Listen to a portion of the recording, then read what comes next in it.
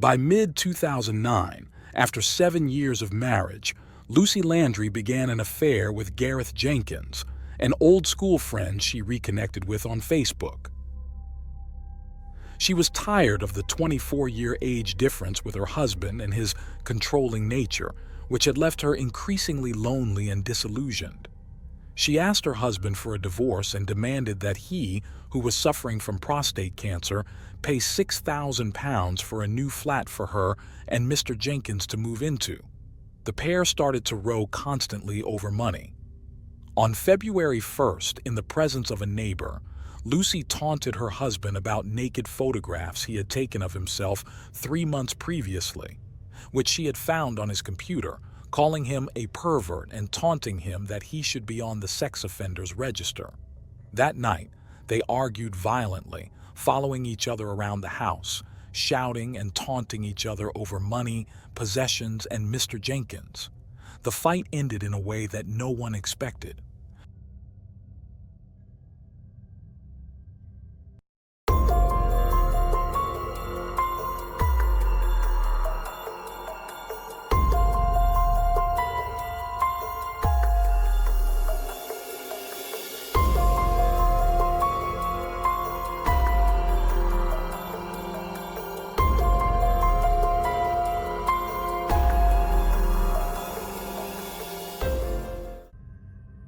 Lucy Davies was born in 1971 in the county of Rhondda, England. She was the daughter of Roger and Andrea Davies, who were also the proud parents of another girl named Anna. The family was settled in a small community mainly formed by socially purposed housing. There, against the backdrop of beautiful mountain scenery, Lucy had a particularly happy childhood. Since she and her little sister had similar tastes, they were always very close. Her parents always highlighted Lucy's infectious joy as a standout quality. During her time in primary school, Lucy was known for her outgoing and likable temperament, which immediately endeared her to teachers and classmates alike. In addition to her charming personality, she was also recognized for her undeniable beauty, making her one of the most popular and admired girls at school. Regarding interests outside of academics, both she and Anna loved ponies. Knowing this, their father pleasantly surprised them by enrolling both in the local riding club. This sporting activity taught them discipline and also showcased their talent. Consequently, they earned the right to participate and represent the club in countless events and competitions. Thus, by the start of secondary school, Lucy shone as an exceptional rider. However, her energy and passion were not limited to the tracks, as the versatile young lady began to take flute and piano lessons, dedicating long hours to practice to master both instruments.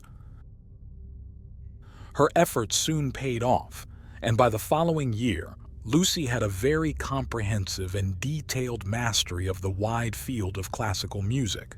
Thanks to this, she was accepted into a youth orchestra and also joined her school's choir group.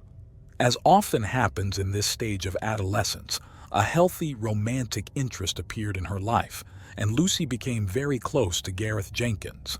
However, she preferred to keep it a secret. In 1989, after finishing secondary school, Lucy was determined to pursue a career in the musical world. With that goal in mind, she enrolled to undertake a bachelor's degree at the University of Warwick. There, she began her new and promising life, always with the aspiration of becoming a teacher and dedicating herself to musical education. But things did not go as she had expected. While her passion remained, she did not enjoy the direction of the degree program. Consequently, she decided to switch her original plan and opted to study urban planning.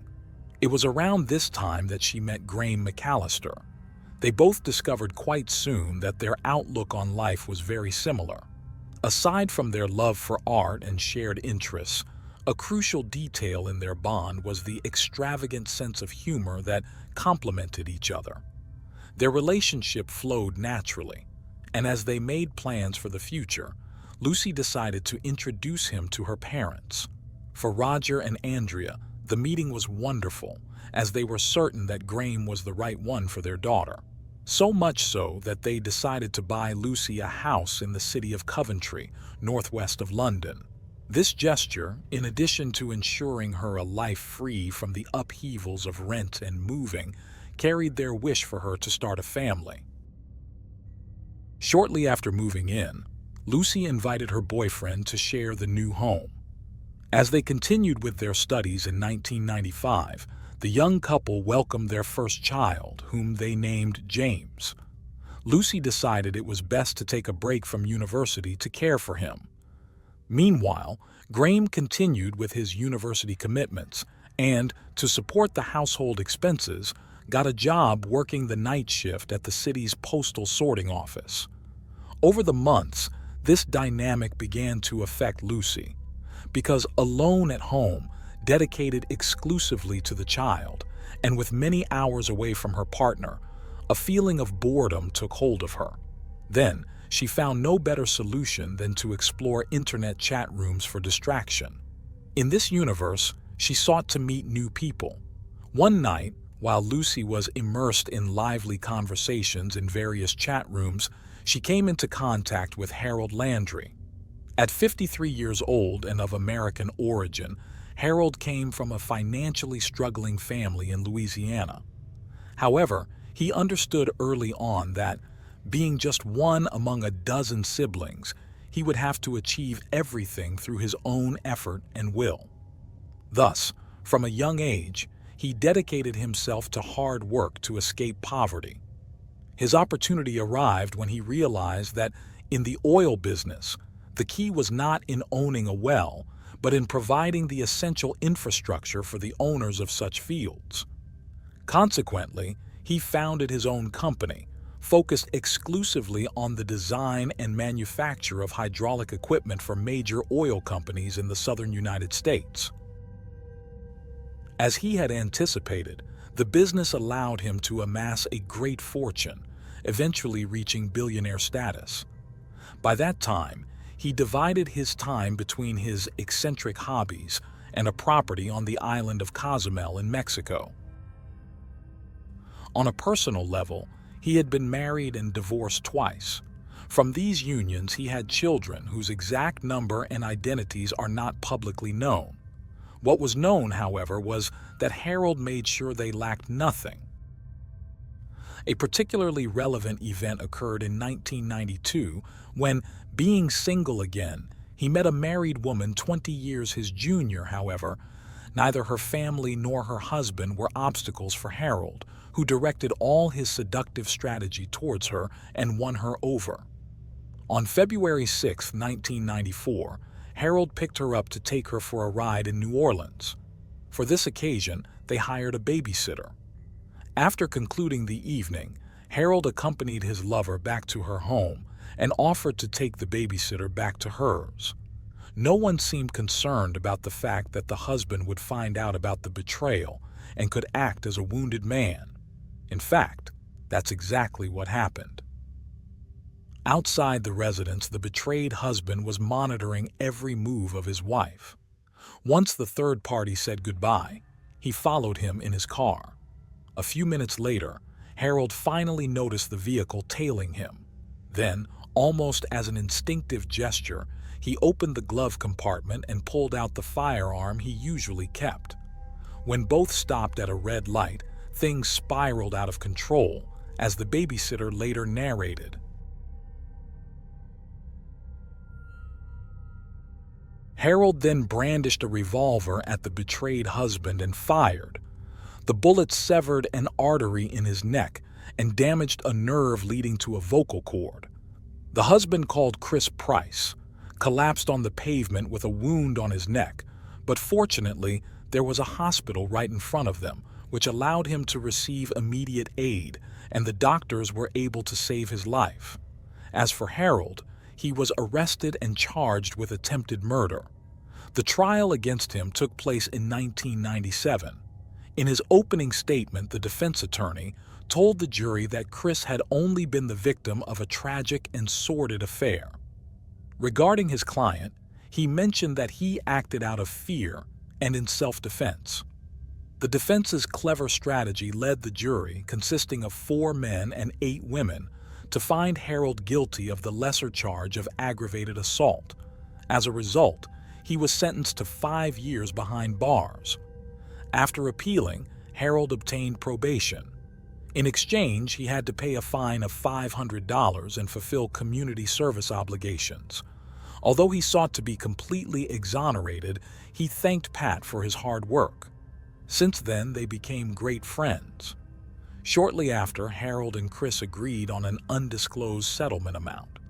By the time Harold began talking with Lucy, he was residing in Covington and was still wealthy enough not to have to work. He was also honest about his occupations and everything related to his past life, including love affairs and legal details. But all these elements only served to increase Lucy's attraction to him. What followed was an engaging online romance, with Harold promising her a more than tempting lifestyle. His persistence and persuasive power bore fruit when Lucy finally asked Graham to end their relationship. Thus, he had the path clear, without a rival that could cause him trouble as had happened with Chris. With the wind in his favor in the early 2000s, Harold traveled to England to meet her, and she took the opportunity to introduce him to her parents as her boyfriend. Although Roger and Andrea were surprised by the significant age difference, they respected their daughter's decisions and did not object to the relationship. Feeling fulfilled and fortunate to share his life with her, Harold spared no effort to surprise her, whether with luxurious gifts or anything else Lucy desired. In fact, by then, he was so in love that he was already planning to propose marriage. However, he didn't want it to be just any proposal. He wished to do it in an ideal setting. To achieve this goal, he took her, along with her son James, and included Graham in the group on a trip. The chosen destination was Mexico, which for Harold was by then his favorite place in the world. Additionally, his longtime friend Pat, who had been his attorney in the past trial, also had an apartment close to his residence, which added to the feeling of comfort. Initially, Harold bought a diamond ring and shared the news with enthusiasm with Pat. Nonetheless, his friend harbored certain suspicions about his future fiancée. Moreover, over the days, Pat found it strange that Lucy had dedicated a good part of her time in the company of Graham. He seemed to be completely blind to it, and ultimately, he proceeded with his plan to propose. Lucy happily accepted the proposal, and in mid-2003, the couple celebrated their union. Shortly afterward, Harold surprised her by acquiring a $1 million property in an exclusive neighborhood in Worcestershire. In this rural setting, the marriage had a prosperous and peaceful start, further favored by the presence of excellent neighbors like Rachel Clark and Stephen Kennedy, with whom Harold and Lucy formed a lovely friendship. Soon, the newlyweds had their first daughter, whom they named Harriet. The event filled both Lucy and Harold with joy, and from then on, he dedicated himself to the little girl with undiminished energy and commitment. Equally important and affectionate was the relationship he maintained with James, whom he treated as if he were his own son. But relentless time began to erode their initial bliss. Gradually, the demands made towards Lucy increased, and her moodiness became directly proportional to her husband's demands. As he saw it, his wife was to constantly adjust to his preferences and adopt a submissive role to his requests. She, on the other hand, had different expectations, so tensions quickly became apparent. As a conclusion, Lucy was direct and unafraid to express her thoughts, and in this dynamic, her husband was not willing to yield. With both having volatile personalities, their arguments often culminated in explosive breakups, followed by reconciliation once the storm had passed. Thus, moments that had once been pleasurable, like the children's vacations, became increasingly marred by fights. Meanwhile, James witnessed the disintegration of his mother and stepfather's relationship. To their neighbors' dismay, the disputes that stretched on for hours became a sort of regular soundtrack. By that time, Rachel and Stephen were aware that the couple had a tendency to abuse alcohol, knowing well that this was the fuel that ignited their shouting and complaints. When Lucy and Harold unleashed all their anger, leading to prolonged periods of not speaking to each other, their neighbors felt peace return. In mid-2009, thanks to social media, Lucy reconnected with Gareth. Having had no contact since their platonic love in secondary school, they caught up and chatted for hours, with necessary interruptions due to both of their commitments. After Harold went to sleep, his wife stayed in front of the screen. Soon, it became evident to him that, feeling unhappy, his wife had resorted to the same escape route through which she had found him, and he had no doubt she was looking for a replacement. However, far from confronting her, he considered giving her some space and traveled to Mexico, where he stayed for a while. Meanwhile, Lucy took the opportunity to invite Gareth to stay with her. In the autumn of 2009, her husband returned to England, thinking this time would resolve their marriage. But as soon as he stepped into the house, Lucy asked him for a divorce. Initially, he felt devastated. Then, after a few weeks, Harold began a relationship. He met this new woman online. She lived in the vicinity and went by the name of Rachel. Parallel to each of their new romances, the divorce negotiations were underway, and as often happens, new conflicts emerged. Especially concerning the house, Lucy expected to keep it to ensure a roof over her children's heads. For Harold, on the other hand, this matter was non-negotiable. His solution was to offer her money to buy herself a more modest apartment on her own. At the same time, he completely excluded her from his will. Upon learning of the decisions of her still husband, Lucy flew into a rage.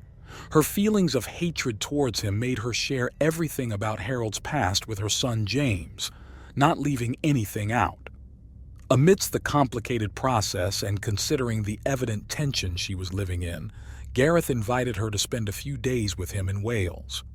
Upon her return to familiar surroundings, Lucy no longer wished to disguise or hide her lengthy phone conversations with her new love.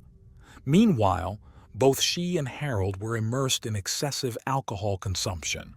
The arguments escalated to unexpected heights, leaving the children at the mercy of a violent and unbearable atmosphere. On the afternoon of Monday, February 1st, 2010, Harold drank several glasses of wine. At one point, he received a package intended for Stephen. Around 9 o'clock at night, when Stephen returned from work, he found a postal notification indicating that his parcel had been delivered to his neighbor.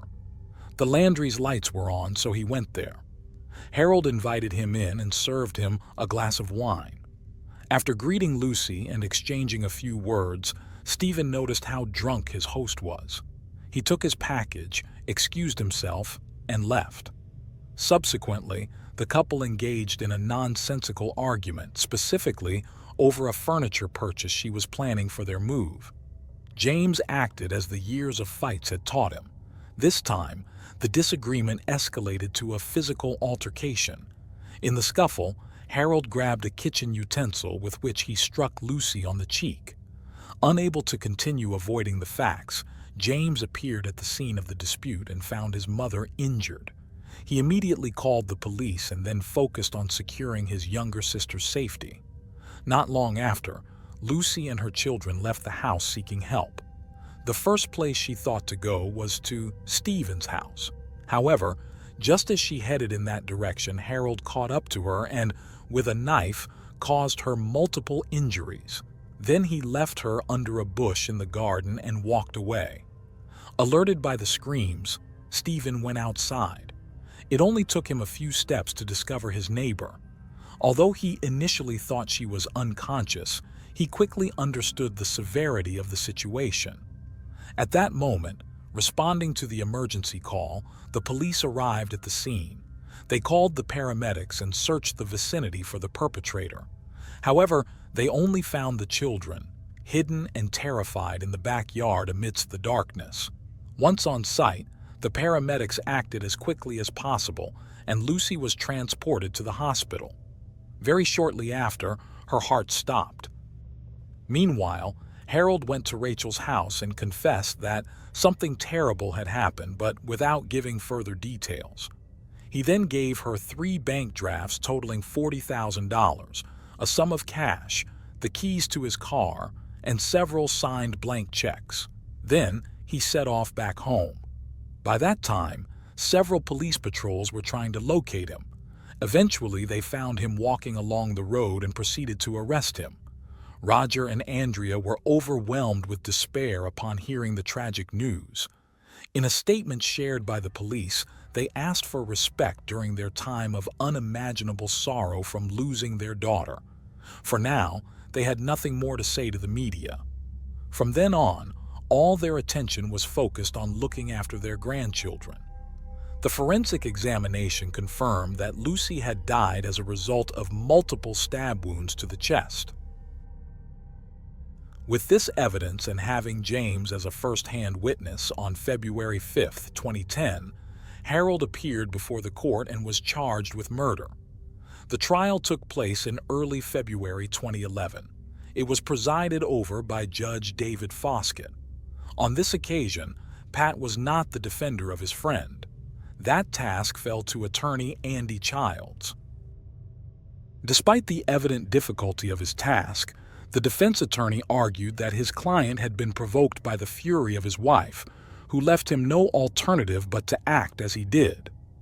During his initial statements from the stand, Harold, amid sobs, stated that he loved Lucy and regretted his actions. He then adhered to the strategy laid out by his lawyer, admitting to involuntary manslaughter because, in his words, Lucy had pushed him to the limit. To highlight the violence of the case, the prosecution presented a very detailed animation of the multiple injuries suffered by the victim. This presentation was shocking to those present in the courtroom. Finally, on February 24, 2011, after less than 4 hours of deliberation, the jury found Harold Landry guilty of the murder of his wife, Lucy Landry, who was 38 years old at the time of her death, while Harold was 64. The following day was for the judge to impose the sentence. He had harsh words for Harold, whose attack he described as indescribable and unforgivable. He also dismissed Harold's claims of possible provocation by Lucy, considering them a vain attempt by the defendant to save himself.